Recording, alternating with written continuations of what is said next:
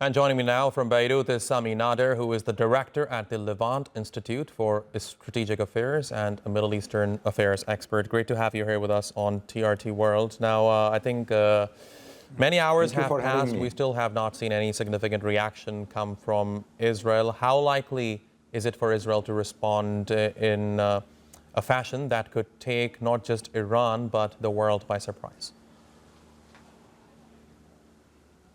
Yeah, this is the important, I think, element in this conflict that is taking place. What would be the second strike and what would be Israel response? Will Israel target Iranian souls the same way that Iran has hit Israel soil, or Israel will keep doing what it has been doing for the last 6 months, meaning targeting Iran's proxies and Iran military bases outside Iran.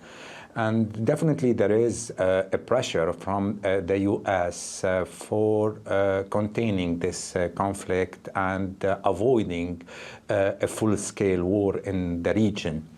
And yesterday, a statement from the White House saying that U.S. will not support a military Israeli reprisals, though it's trying to punish diplomatically Iran.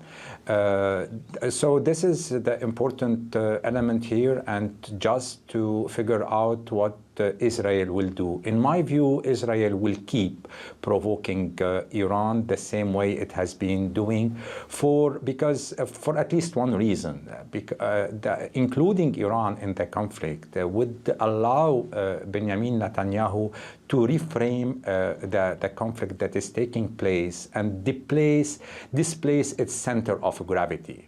Netanyahu has interest in saying to the whole world that the conflict is not between Israel and the Palestinians, but it's between Israel and Iran. This will help him ease the tension that is taking place with Washington, and it will help him as well to try to shed the light on the humanitarian catastrophe that is happening at the detriment of the Palestinian people. Okay, now, Sami, looking at the bigger picture, and assuming there is an all-out war between Iran and Israel, it seems to me it's almost certain that the U.S. and many in the West are going to help Israel fight Iran. But Iran is most likely going to be alone in this fight. Do you see any possible regional actors who could possibly support Iran if there is a war between the two countries?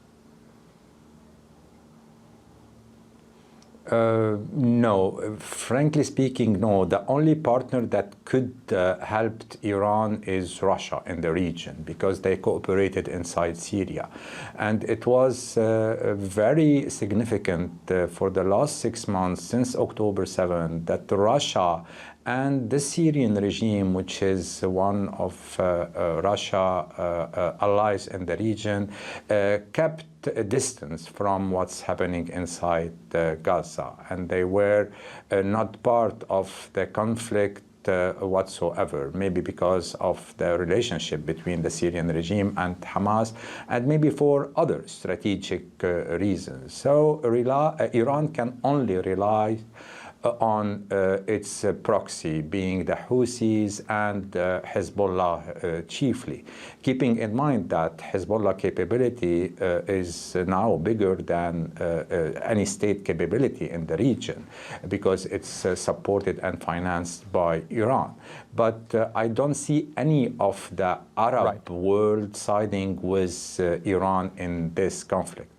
Yeah, I mean, it's very unlikely. But Sami, one thing that really stands out for me, and I was thinking about this over the past few hours, and it's the fact that what happened last night, the Iranian drone attacks and missile attacks on Israel, they have in some ways diverted attention of the world from Gaza to Israel, Iran. So I wonder if this continues and there is further escalation, what do you think future holds for Israel's so-called military operation in Gaza?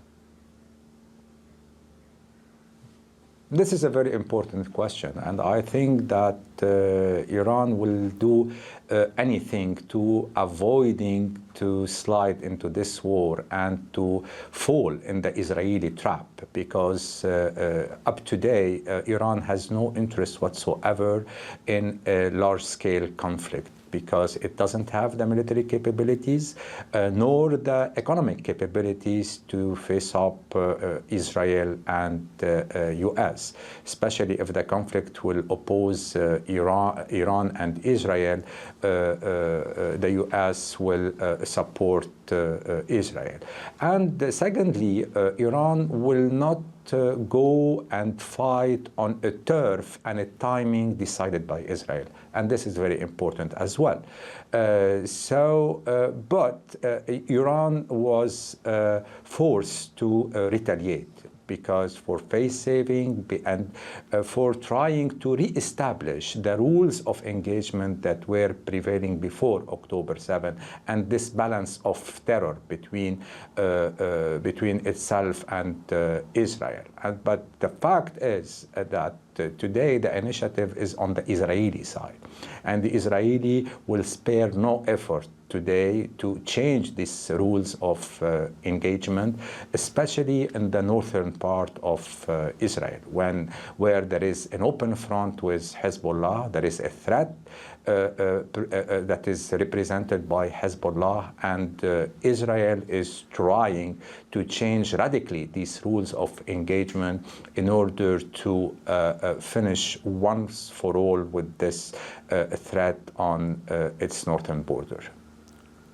All right, Sami Nader, thanks very much for talking to us here on TRT World. Really appreciate your taking out the time.